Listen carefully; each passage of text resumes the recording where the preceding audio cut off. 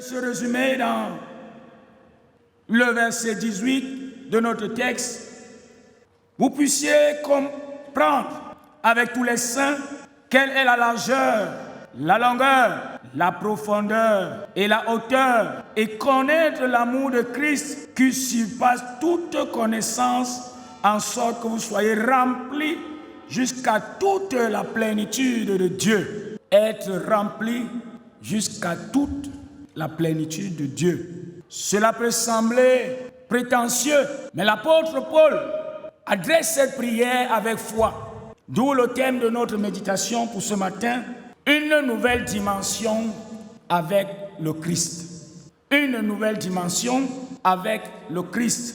L'idée de nouveau implique la découverte, quelque chose qui n'était pas connu, mais qui doit être connu. Dimension implique mesurer dans tous les sens, implique l'étendue d'un corps, dans sa longueur, sa largeur, sa hauteur et même parfois sa profondeur. Dimension pour parler de la grandeur réelle mesurable, qui peut être définie, qui peut définir la proportion occupée par un corps dans l'univers. L'apôtre, quand lui parle de dimension, c'est encourager les chrétiens à grandir dans leur foi et dans leur connaissance en Christ. L'apôtre Paul, quand il parle de dimension, il veut amener les chrétiens à sortir de cette vie monotone. Parce que toutefois où la foi est devenue monotone, elle n'est plus très loin de la religion, qui d'ailleurs n'est pas mauvaise, qui nous enseigne sur Dieu, ou alors qui nous donne des informations sur Dieu. Mais nous ne pouvons nous limiter juste à avoir des informations sur Dieu. Nous devons avoir au-delà des informations, des expériences qui matérialisent la véracité des informations reçues. Si j'ai une information et qu'elle ne me sert à rien, elle ne sera utile ni à moi ni à quelqu'un d'autre. Elle restera juste qu'un discours. Et c'est pourquoi à un moment on a l'impression que la foi est un discours. Ou alors la chrétienté de nos jours, pas la foi. Il y a te lever pour agir. Il y a des gens qui sont pauvres parmi nous. Ils sont pauvres, c'est pas Dieu. Dieu leur a dit ce qu'il faut faire. Mais maintenant, ils ne peuvent même pas se lever pour faire ce que Dieu a dit de faire. Vous me regardez les mains.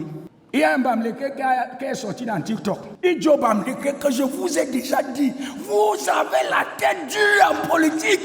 Vous faites la politique comme les Ngwa font le commerce. Et les Ngwa font le commerce comme vous faites la politique. Et à la fin de son discours, il demande, quand tu dis là que tu n'as pas mangé Paul bien et ton père pour qu'il te nourrisse. Si tu ne manges pas, qui est le responsable? C'est toi. Parce que parfois même Dieu t'a dit ce qu'il faut faire, mais tu n'es pas sûr, tu n'es pas prêt à te lever à le faire. Dieu voudrait que tu comprennes que maintenant il est temps de passer à un autre niveau. Plus au niveau de l'écoute seulement, mais au niveau de quoi? De la matérialisation de ce qu'on a écouté. Vous priez trop. À un moment même le Saint-Esprit se demande quand est-ce qu'on va finir la prière pour aller travailler. Non, vous priez, moi vous dis. Mais rien comme un sort. Nous ne pas lundi, mercredi, jeudi, samedi. Sort dimanche. Pas de nous, on avait un problème dans ta vie avec Dieu. Une portion nouvelle, une portion dans laquelle Dieu révèle une autre dimension de sa manifestation. Dieu est capable de faire, même là où tu ne pensais pas qu'il puisse encore faire. C'est pourquoi vous allez vous rendre compte que l'onction que Élisée a demandé à Élie, Élie a fait des choses, mais Élie n'avait jamais ressuscité un mort tel que le corps. Ce n'est même pas Élisée, c'est son corps qui ressuscite les gens. Ça veut dire que la portion demandée par Élisée est allée jusqu'à habiter dans ses eaux. Tu veux la portion jusqu'à quel niveau? Tu vas voir les chrétiens disent non, moi je veux pas, je ne suis pas compliqué. Hein. Je veux ma petite maison, ma petite femme, mes petits enfants. Ouais, c'est beau. C'est la prière des gens comme ça. Il n'y a pas quelqu'un qui dit je veux être béni pour mon village. C'est dernièrement à Macaï que j'ai appris la personne qui a goudronné, qui a fait qu'on goudronne la route de Babimbi 3 là. Ndom.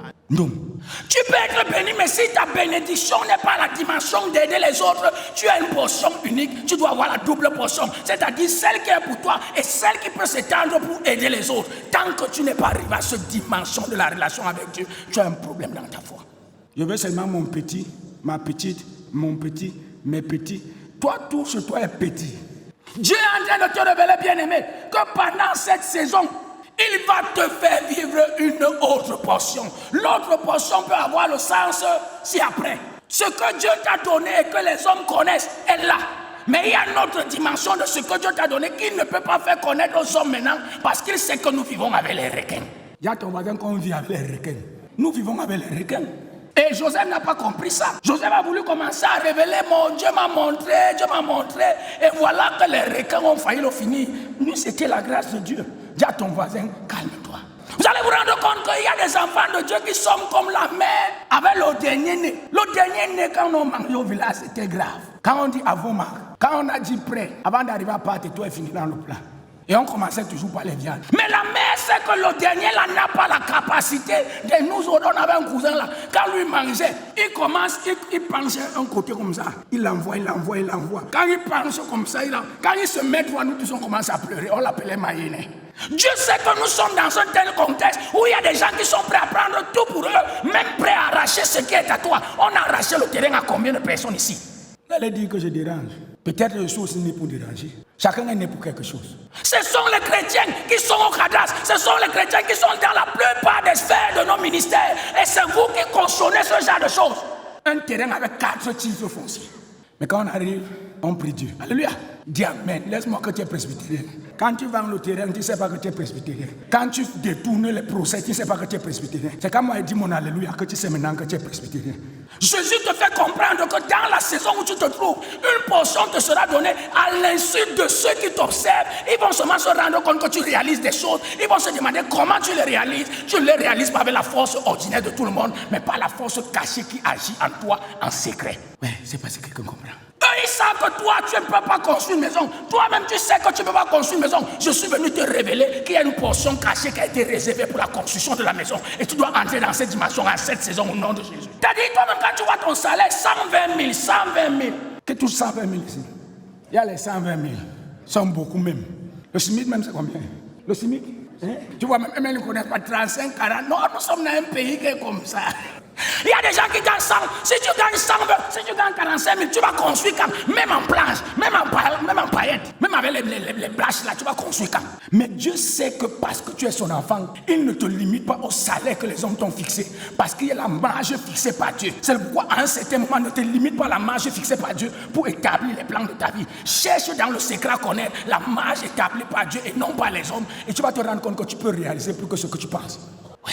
C'est pourquoi il y a certaines qui ne pensaient même pas construire une maison. Moi, je veux construire à Yaoundé. Non, il faut qu'on s'entende. Moi, je veux faire comment? Même comme on m'a frappé là en terrain. Je persévère, il faut persévérer. Non, la vie c'est la persévérance. Il ne faut pas laisser tomber comme ça. On t'a frappé une première fois, dis à Jésus, on va aller plus loin, tu persévères. Qui sait, on ne sait jamais. Mais il y a des gens qui ne pensent même pas le faire parce qu'ils se disent, l'argent me viendra d'où? Alors qu'il y a une portion que Dieu te dit qu'il va te révéler. Et c'est la saison de la révélation, de la portion cachée qui te permettra de faire des choses que personne ne pouvait imaginer que tu fasses. Et ils savent que toi là, et toi-même tu dis dans ma famille, Diabéna Basco. Oui, Basco c'est le vélo.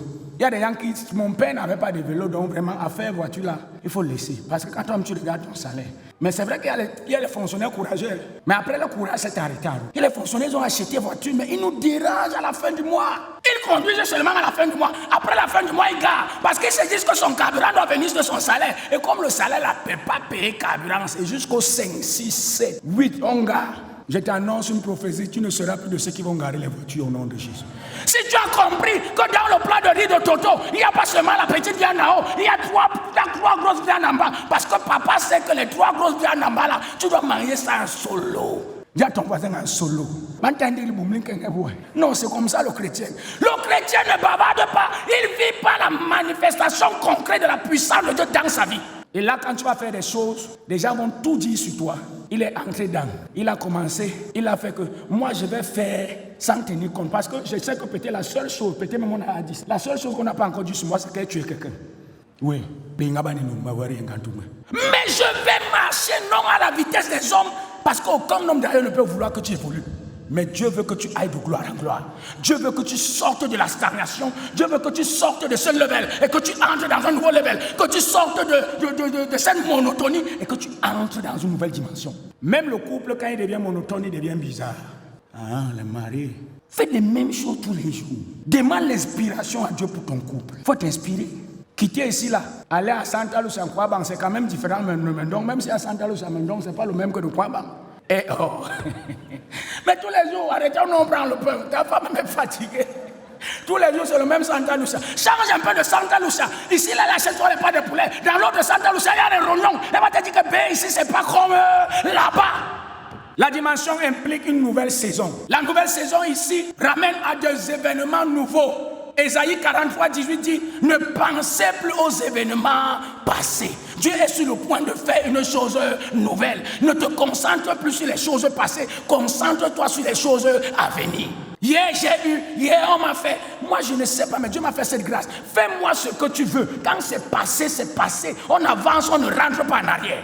Tu vas voir les gens ici, il va te réciter jusqu'en 2001.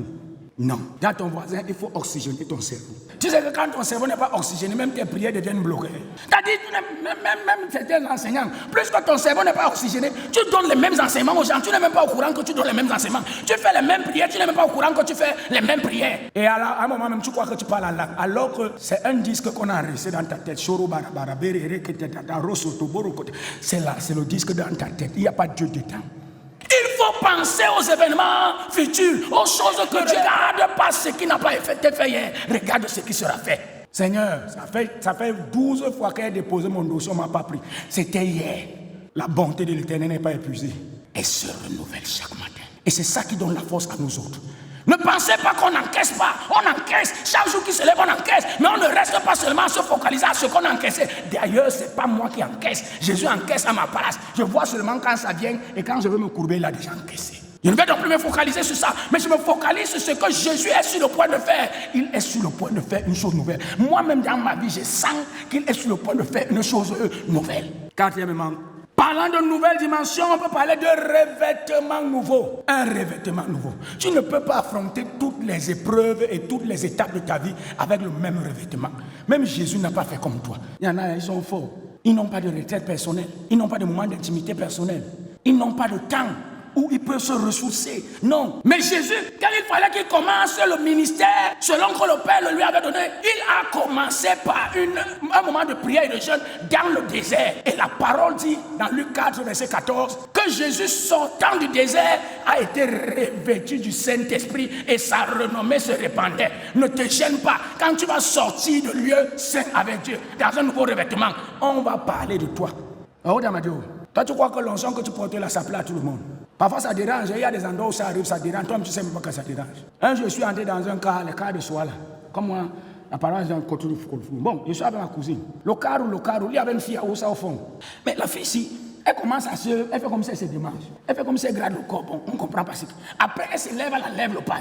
Tu imagines une Aoussa qui enlève le pain. Là, ça devient très sérieux. Et là, elle me doit dire que toi, tu es un sorcier. Tu es un sorcier. Et ma cousine me dit. Il faut souvent laisser quelque chose à la maison parfois. Moi, je savais qu'il y a quoi. Dieu va te donner un revêtement nouveau. Ce qui fait que même tes ennemis, en s'approchant de toi, ils vont comprendre que tu n'es plus dans la même dimension au nom de Jésus. Avant de t'attaquer, ils vont fuir. Et regardez Jésus avant la croix. Il n'a pas affronté avec la même onction. Avant la croix, Jésus repart à Gethsémane. Et on dit que pendant qu'il était là avec les disciples, son visage est devenu comment? Rayonnant. Nouveau revêtement. Bien-aimé. Le Seigneur t'appelle à sortir de cette vie de foi monotone, où on ne pense à la Bible que le dimanche, où on ne prie que quand on a entendu les bruits sur la toiture, où on supplie Dieu seulement quand on n'a pas mangé hier. On veut une vie de foi dans laquelle on veut voir encore le Père. Il y a des gens qui ont été imprégnés. Il y a l'apôtre Pierre. Pierre a été imprégné au point où, quand Pierre passait, l'ombre de Pierre était imprégnée de la dimension de l'onction de Dieu. Ce qui fait que la dimension de l'onction sur l'ombre de Pierre guérissait les malades.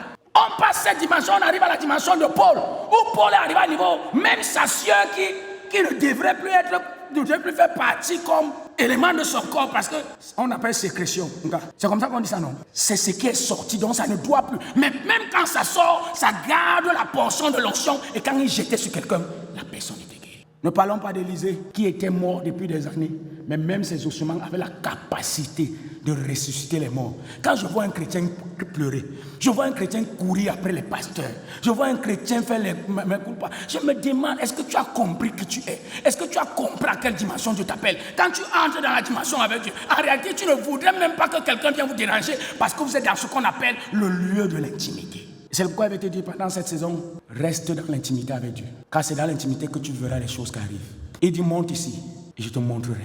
Je veux que quelqu'un monte. Monter implique quitter le niveau où tu étais. Si tu priais seulement quand tu manges et quand tu te réveilles, crée une autre heure de prière où tu rencontres ton Dieu. Si tu jeûnais seulement quand tu vas aller déposer le dossier, crée un autre jour où tu jeûnes pour te priver et rencontrer ton Dieu. Si tu faisais seulement les offrandes, quand on demande de venir signer la carte, crée une offrande de cœur qui révèle l'intimité avec ton Dieu. Va à une autre dimension où ce n'est plus l'homme qui fixe ta limite, mais c'est la communion avec le Père. Et moi j'ai appelé cette dimension la dimension dans laquelle on réalise dans le surnaturel et on manifeste dans le naturel. On réalise dans le surnaturel et on manifeste dans le naturel. Quand on réalise dans le surnaturel, on réalise avec les ressources de Dieu, les capacités de Dieu. Et quand on doit manifester, on n'a plus besoin de rien d'autre parce que c'est déjà là. Et c'est ce que Hébreu dit, la démonstration de ce qu'on ne voit pas. Et à ce moment, mon espérance n'est plus seulement simple espérance, mais mon espérance devient une machine qui me permet de puiser ce qui a été réalisé dans le Père pour manifester parmi les hommes. Une dimension nouvelle avec Christ. C'est celle à laquelle le Seigneur nous appelle. Laissons tout ce qui se passe de gauche à droite, les persécutions, les ceci. D'ailleurs, même ça fait partie des événements qui doivent nous amener à la nouvelle dimension. Ce qu'on a après l'avion, quand l'avion doit décoller, on vous dit comment? Attacher les ceintures. Et quand ça décolle, tu sens les secousses. Les secousses, là, c'est pour te dire qu'on a quitté la terre, on monte dans une autre dimension. C'est pas ça, ça va secouer un peu, mais n'aie pas peur. Attache ta ceinture. Dieu t'amène dans une autre dimension. Et quand tu dépasses les palmiers d'Édéa, parce que c'est ce qui se voit beaucoup quand tu es en haut. Quand tu dépasses les palmiers et que tu entres, la seule chose qui sort de ta bouche, c'est waouh, c'est beau, c'est extraordinaire. Parce que Dieu va faire cela. Une nouvelle dimension avec le Christ. Amen. Atma Live TV. L'évangile jusqu'aux extrémités de la terre.